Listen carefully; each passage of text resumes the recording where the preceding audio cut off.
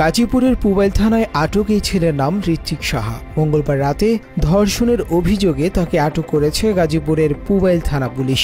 গাজীপুরের পুবাইল থানাধীন সাতানীপাড়া এলাকার রাজু সাহার ছেলে ঋত্বিক সাহার বিরুদ্ধে ধর্ষণের অভিযোগ থাকলেও তার অপরাধের ফিরিস্তি অনেক লম্বা। সে গ্রেপ্তারের 2 দিন আগে অর্থাৎ 13 মে বাংলা এডিশনের কাছে সংবাদ আসে ইসকনের একটি সংঘবদ্ধ চক্রের বিরুদ্ধে, যে চক্রটি মুসলিম মেয়েদের প্রেমের ফাঁদে ফেলে বিয়ের প্রলোভন দেখিয়ে ধর্ষণ করে মুসলিম মেয়েদের পেটে বাচ্চা দেয়। এই চক্রটি তাদের পরিকল্পনা বাস্তবায়ন করতে বেশ কয়েকটি ধাপে কাজ করে বলে বাংলা এডিশনের অনুসন্ধানে জানা যায়। প্রথম ধাপে এই চক্রের সদস্যরা নিজেদের ধর্ম পরিচয় গোপন রেখে মুসলিম মেয়েদের সঙ্গে প্রেমের সম্পর্ক গড়ে তোলে। এরপর অন্তরঙ্গ মুহূর্ত কাটানোর সময় ছবি ও ভিডিও ধারণ করে রাখে। এই ধাপের পর চক্রটি তাদের ধর্ম পরিচয় সামনে এনে মুসলিম মেয়েকে বিয়ে করার প্রতিশ্রুতি দিয়ে শারীরিক সম্পর্ক চালিয়ে যেতে বাধ্য করে। ধর্ম পরিচয় জানার পর মুসলিম মেয়েরা তাদের সঙ্গে সম্পর্ক ছিন্ন করতে চাইলে এরা এদের ভয়ঙ্কর চেহারা সামনে এনে আগে থেকে ধারণ করা ছবি ও ভিডিও ছড়িয়ে দেওয়ার হুমকি দেয়। ব্ল্যাকমেইলের মাধ্যমে ভুক্তভোগী মেয়েদের ধর্মান্তরিত হতে বাধ্য করতে নানাভাবে চাপ দিতে থাকে। সবকিছুই হারাইছি, মানে এখন কিছু বললে বলে যে মাদ্রাসার মেয়ে এরকম কাজ করছে কেমনে। তাদের বাসায় গেছি আমি, যার পরে তার মা প্রতিদিনই আমার পানির সাথে কি মিক্সার করে খাওয়াইতো। প্রতিদিন সকালে আমি খাইতে যেতাম না, জোর করে খাওয়াইতো বিয়ের আগে আর কি। লাস্টে এক তান্ত্রিককে নিয়ে আসছিল, আমার অনেক জোর জবস্তি করে শাড়ি পরাইছে। আমি শাড়ি পরবো না, পরার পরে এই রুম থেকে ওই রুমে আমি একটা বালিশ আনতে গেছিলাম। এখন উনি ওইখানে ঘুমানো, ওনারা ঘুমাইতে দেখে আমি পর্দা সরাই দিছি, জানি আমি ভিতরে ঢুকলে বাহির থেকে মানুষ দেখতে পারে আমারে। লাস্টে বাসায় গেছি, যাওয়ার পরে তান্ত্রিক মানে আমার হাত ধরে এভাবে। লাস্টে আমি এই রুমে এসে ছেলের ছোট ভাইরে বলি যে এরকম অবস্থা। লাস্টে ছেলের মারে বলছে, ছেলের মা বলছে যে থাক, চুপ করে থাকো, আমি এটা পরে দেখবো নি। লাস্টে 12টার দিকে আমি ছাদ থেকে হাঁটতেছি, তখন অসুস্থ আমি, মানে মানসিকভাবে অসুস্থ। ছেলের বাবা বলতেছে যে ঘর সংসার করতে পারলে থাকো, নাইলে না থাকো, চলে যাও। ঋত্বিক সাহা একইভাবে পরিচয় গোপন রেখে ফেসবুকের মাধ্যমে প্রেমের সম্পর্ক গড়ে তোলেন মানিকগঞ্জের মেয়ে রোজার সঙ্গে। সম্পর্কের 6 মাস পর রোজা জানতে পারে ঋত্বিকের আসল ধর্ম পরিচয়। সে সময় ঋত্বিক ধর্ম পরিবর্তন করে মুসলিম হয়ে তাকে বিয়ে করবে বলে প্রতিশ্রুতি দেয়। বিয়ের প্রলোভন দেখিয়ে রোজাকে গাজীপুরের পুবাইলে তার বাসায় নিয়ে যায় ঋত্বিক। বাসায় নিয়ে গিয়ে প্রায় 3 মাস ঋত্বিক সাহা জোরপূর্বক রোজার সঙ্গে স্বামী স্ত্রীর মতো বসবাস করতে থাকে। জোরপূর্বক সংসার করাকালে মুসলিম মেয়েটিকে শাখা সিঁদুর পরতে বাধ্য করে এবং হিন্দু ধর্মীয় রীতিনীতি মানতে বাধ্য করতে থাকে বলে ভুক্তভোগী রোজা বাংলা এডিশনকে জানায়। উকিলের মাধ্যমে আর কি, আদালতে না, উকিলের মাধ্যমে মানে বিয়ে পড়ায় আর কি, কোর্ট ম্যারেজ করায়। কিন্তু মানে কাগজ পড়ার সময় আমার এসে দেয় না, শুধু সিগনেচার করায় চলে আসি। দেন বাসায় আসার পরে সে আমার প্রতিশ্রুতি দিছিল যে তার এইচএসসি পরীক্ষার পরে সে আমার আলাদা নিয়ে থাকবে, কিছুদিন তাদের বাসায় থাকতে।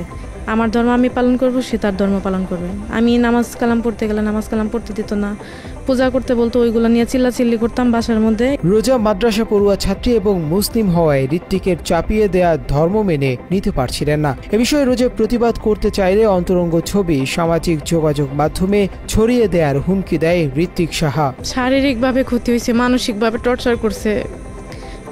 3 মাসের মধ্যে কোনো জামা কাপড় কোনো কিছু না, একটা জিনিস খাইতে গেলে অত্যাচার করছে।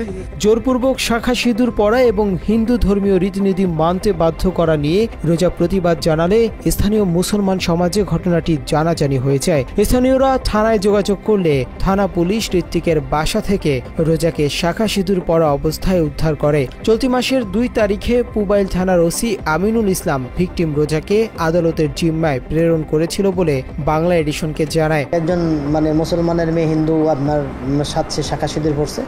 স্থানীয় লোকজন এবং যারা আমাদের ওই আলেম ওলামা আছে, তাদের মধ্যে একটা ক্ষোভের সৃষ্টি হয়। ক্ষোভের সৃষ্টি করলে এটা অনাকাঙ্ক্ষিত পরিস্থিতি তৈরি হয়। আমরা সঙ্গে সঙ্গে জানার পর তারপরে ওইখানে যে ছেলে মেয়েকে আমরা রিকভারি করার চেষ্টা করি, কিন্তু আমরা ছেলেকে পাই না। ছেলে পালায় যায়, মেয়েকে পাই। পাওয়ার পরে বিধি অনুযায়ী মেয়েকে আমরা নিয়ে যে বিজ্ঞ আদালতে সোপর্দ করছি। স্থানীয় মানুষ এবং পুবাইল থানা পুলিশের সহায়তায় রোজা এক দুর্বিষহ বন্দিশালা থেকে মুক্তি পেয়েছে। তবে ততক্ষণে ঋত্বিকের ধর্ষণের ফলে 2 মাসের গর্ভবতী হয়েছেন মুসলিম মেয়ে রোজা। ইতোমধ্যে সকল ঘটনার জেরে পরিবারহীন হয়ে পড়েছেন রোজা। সব হারিয়ে রোজা তার সাথে ঘটে যাওয়া অপরাধের বিচারের দাবি করেন। গত 12 মে ভুক্তভোগী রোজা এবং বাংলা এডিশনের অনুসন্ধানী দল বিষয়টি গাজীপুর রেঞ্জ ডিআইজিকে অবহিত করে এবং পুবাইল থানায় গিয়ে ঋত্বিকের বিরুদ্ধে একটি মামলা দায়ের করেন।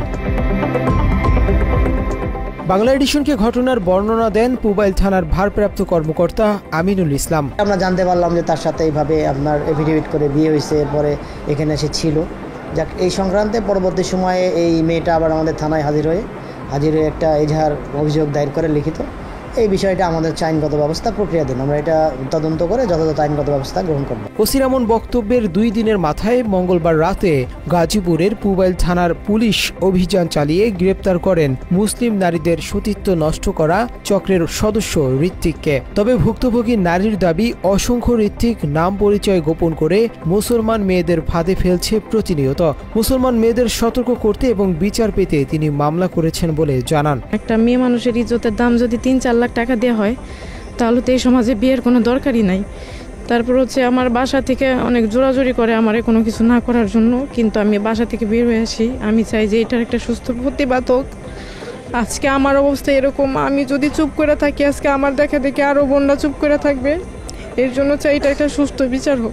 উগ্র হিন্দুত্ববাদী সংগঠন ইসকনের পরিকল্পনা বাস্তবায়ন করতে একদল উগ্র হিন্দুরা মুসলিম মেয়েদের টার্গেটে পরিণত হয়েছে। এদের অধিকাংশই সামাজিক যোগাযোগ মাধ্যম ফেসবুকের মাধ্যমে সখ্যতা গড়ে তোলে, যে কারণে সামাজিক যোগাযোগ মাধ্যমগুলোতে সতর্কতার সঙ্গে বিচারণ সহ অভিভাবকদের সন্তানদের প্রতি যত্নশীল হওয়ার পরামর্শ দেন পুবাইল থানার ভারপ্রাপ্ত কর্মকর্তা। তো বর্তমান যে অনলাইনে যে অপরাধগুলো হচ্ছে, এগুলো হচ্ছে আমাদের ছেলেমেয়েরা জড়াচ্ছে। আমাদের সচেতনতা দরকার, সবাইকে বলতে হবে অনলাইনের ভালো ব্যবহার আছে, খারাপ ব্যবহার আছে। বিশেষ করে আমাদের ছেলে মেয়েরা বা যারা এই অপরাধ দৌড়াচ্ছে তাদেরকে আপনার এই সচেতন না করলে আসলে সচেতন করা ছাড়া আর কোনো উপায় আমাদের নাই। তাদের সচেতন করতে হবে যে এই জায়গায় এটা করলে ক্ষতির সম্মুখীন হবে, এটা করলে উপকার হবে। মুসলিম মেয়েদের সতীত্ব রক্ষা করতে এবং উগ্র হিন্দুদের প্রতিহত করতে বাংলাদেশের মুসলমানদের এখনই প্রতিরোধ গড়ে তোলা উচিত বলে ধারণা করেন ধর্ম সচেতনরা। আল্লাহ হাফেজ।